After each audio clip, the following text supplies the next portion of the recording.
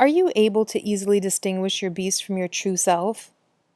Or are you so accustomed to your beast's voice that you believe it is the real you? When you're down and feeling hopeless, any self-talk that is negative, criticizing, detrimental, and has the feelings of despair is not the real you.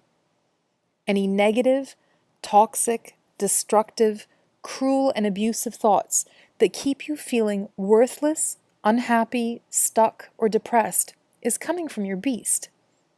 Your beast is able to repeat and intensify these thoughts to keep you under its control. Just take a step back and simply recognize that this is not the real you. You are worthy. You're smart. You're lovable.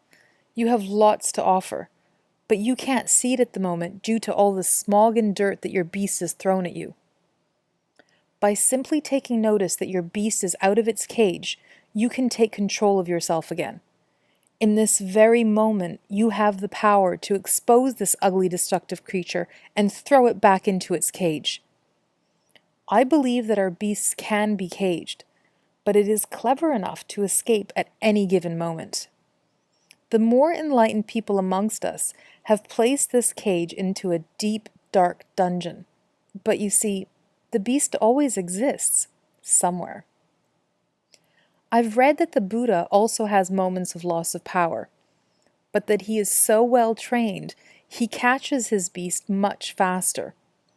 The Buddha gets his beast so quickly that it appears as if the beast doesn't even exist. With practice, you can do this too. I have some days and some moments that are easier than others. I also have some triggers that are like red-hot buttons. My triggers can be certain topics, situations, or specific people. People we have more of a history with seem to have easier access to set off these triggers. When these triggers are set off, the beast escapes its cage.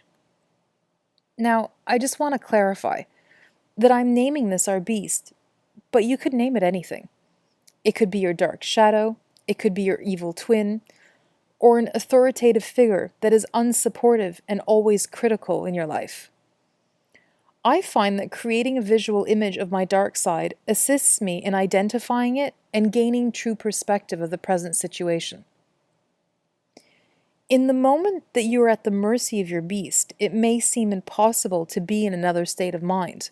However, as soon as you're able to identify this voice, you then have power over it.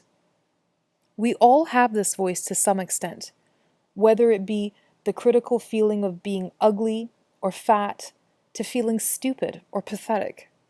These feelings are all coming from the beast. The true you is perfect. Truly, you're a magical, wonderful, beautiful, and miraculous being. When you hear me say these things about you, does it make you cringe? Do you think I must be speaking about somebody else? That if I personally knew you, that I would not say these great things? Well, that's not true. I have no doubt that you are amazing in many more ways than you know. You may be thinking that if you hold a belief that you are perfect, that it will make you conceited. We all know people that make themselves superior.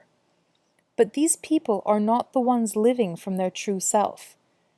It's just another trick of their beast to keep them separated from others. A person who really lives in their truth is not arrogant, conceited, nor would this person see himself in any way as being superior.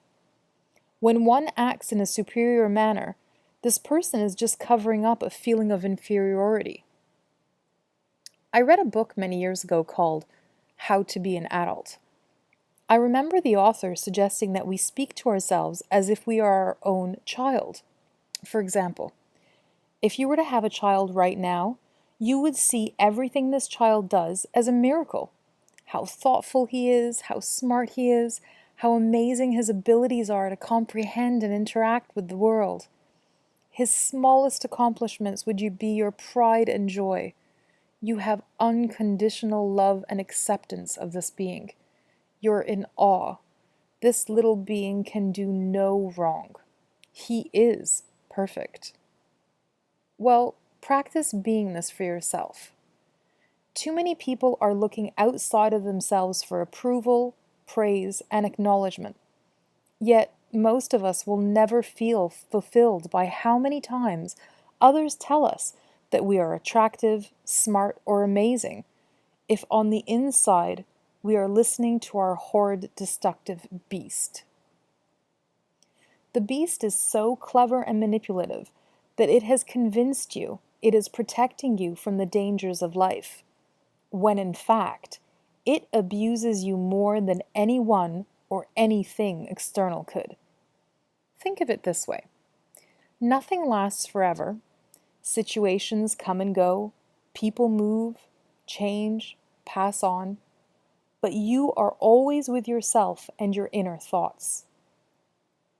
When you take the time and put in the effort to observe your thoughts and emotions, you can then identify if it is the self-detrimental beast driving or the real you. You can tell by how you feel in the moment. If you're feeling anxious, unhappy, ugly, worthless, hopeless, powerless, stuck, insecure, lost, dominated, rejected, paranoid, possessive, or in any way feeling down, then this indicates that it is your beast in the driver's seat. When you feel any of these emotions, such as empowered, loving, free, happy, light, optimistic, beautiful, clever, secure, open, caring, generous, attractive, grateful, proud, inspired, worthy, or anything that is positive, then you have your beast caged and the true you is in the driver's seat. Expose your beast today, if only for a few moments at a time. You will gain strength in recognizing its patterns. Be patient and persistent. Your beast has most probably been running rampantly free for many years without your supervision. It will not be welcoming to your sudden interest in its activities. Be strong. You can do it.